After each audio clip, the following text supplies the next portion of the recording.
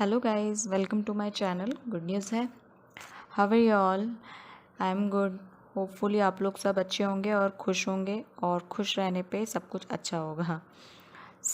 जैसा कि मैंने अपने फर्स्ट वीडियो में बताया था कि मैं अनएक्सप्लेन इनफर्टिलिटी फेस कर रही हूँ। एंड इनफर्टिलिटी की जो जर्नी होती है उसमें बहुत सारी चीज़ें होती है। मेडिसिन्स होते हैं, टेस्ट्स होते हैं, इंजेक्शंस होते हैं। तो जनरली फर्स्ट इनिशियली डॉक्टर इस जर्नी पे जब ट्रीटमेंट करते हैं तो फॉलिक्यूलर मॉनिटरिंग के लिए कहते हैं। फॉलिक्यूलर मॉनिटरिंग होती है जो जनरली फीमेल बॉडी पे बाय बर्थ हमारे यूटेरस के दोनों साइड ओवरी होते हैं। उस ओवरी पे जो फॉलिक्यूल यानी फॉलिक्यूल के अंदर एग प्रिजर्व एग रहता है। तो जो उसकी साइज़ होती है, जो सॉरी साइज़ नहीं, जो नंबर्स होते हैं वो फिक्स्ड रहते हैं, और वो एवरी मंथ जो पीरियड्स जब से चालू होते हैं वो पीरियड्स पे एग जो है वो रिलीज़ होते हैं, मीन्स ओव्यूलेट होते हैं। तो जब स्पर्म के साथ कांटेक्ट होता है उस एग का, तो वो फर्टिलाइजेशन हो जाता है एंड देन कंसेप्शन हो जाता है। जनरली इनफर्टिलिटी में डॉक्टर उस फॉलिक्यूल की जो साइज़ होती है उसको मेज़र करते हैं कि वो कैसे ग्रो करता है, सही उसका साइज़ आ रहा है या नहीं, उसे मॉनिटर करते हैं। तो जो डॉक्टर कहते हैं, और जनरली हर जगह माने वो फिक्स्ड एक जो साइज़ रहता है, परफेक्ट साइज़, वो है 18 to 22 mm। ये एग का जो परफेक्ट साइज़ होता है, इस साइज़ पे एग की क्वालिटी भी अच्छी रहती है, और जनरली ये कंसेप्शन के लिए भी मीन्स फर्टिलाइजेशन के लिए भी बहुत सही रहता है।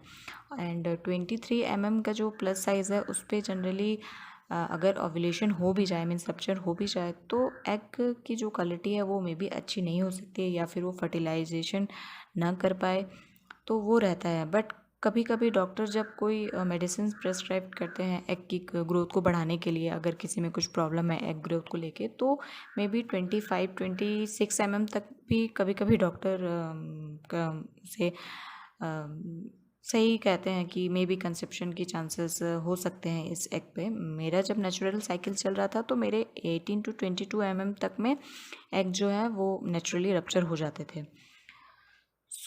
मैं आपको कुछ वीडियो के एंड में आपको रिपोर्ट भी दिखाऊंगी मेरे, जो कि परफेक्ट साइज़ पे ओव्यूलेट हुए हैं, मीन्स रप्चर हुए हैं। तो मैंने अपने फर्स्ट इंट्रोडक्शन वीडियो में बताया था कि जनरली पीरियड्स के 14 या 15 डेज़ पे एग रप्चर हो जाते हैं, तो उसे ही ओव्यूलेशन डे कहा जाता है, उस डे को जिस दिन एग रप्चर होता है।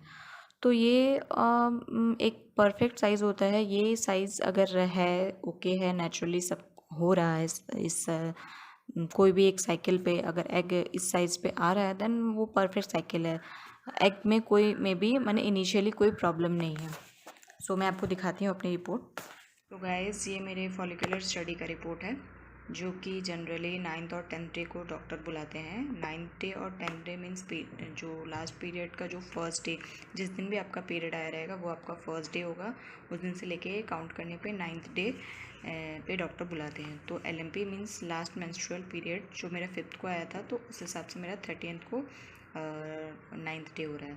तो 9th डे को मैं जब 9th डे को मेरा राइट ओवरी पे 9 mm का फॉलिकल ग्रो हो रहा था, एंड लेफ्ट में 15.4 इंटू 10 mm का ग्रो कर रहा था, और मेरे एंडोमेट्रियम की थिकनेस 6 mm थी।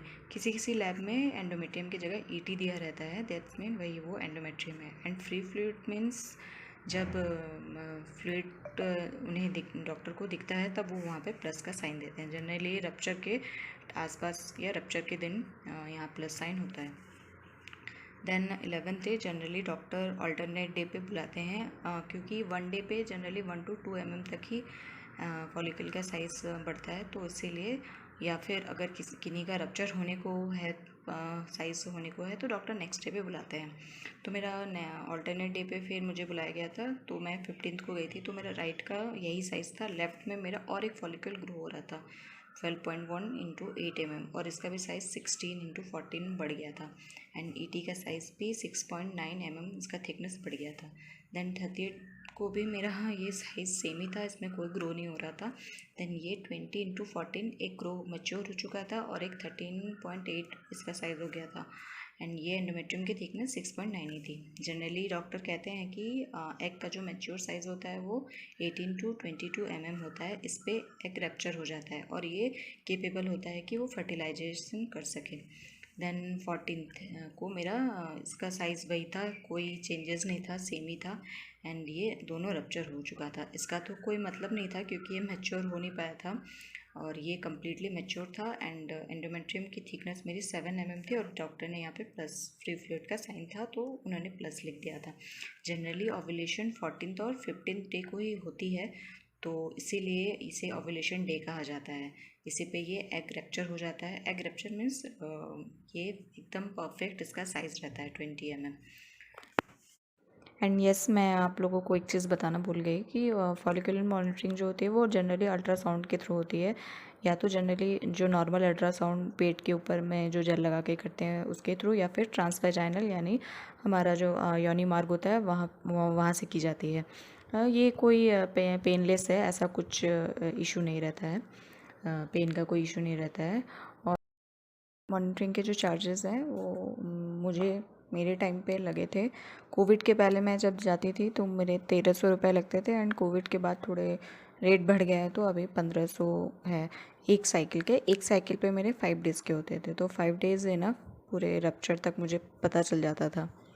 एंड प्लेसेस के हिसाब से चार्जेस वेरी कर सकते हैं, बट मैक्सिमम तो 2500 से ज़्यादा जाते नहीं होंगे क्योंकि ये बहुत सारे साइकिल करने पड़ते हैं। मेरे खुद के 8-9 साइकिल हो गए हैं और अभी कंटिन्यू है।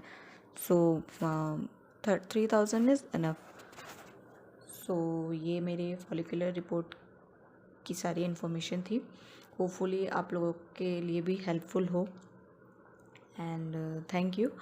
आगे भी मैं और डिटेल में सारी जानकारी देती रहूँगी। मेरे जितने भी रिपोर्ट्स हैं, जितने भी मेरे टेस्ट हो रहे हैं, सारे मैं आपको आगे अपडेट दूँगी। So thank you guys, and be happy and keep smiling.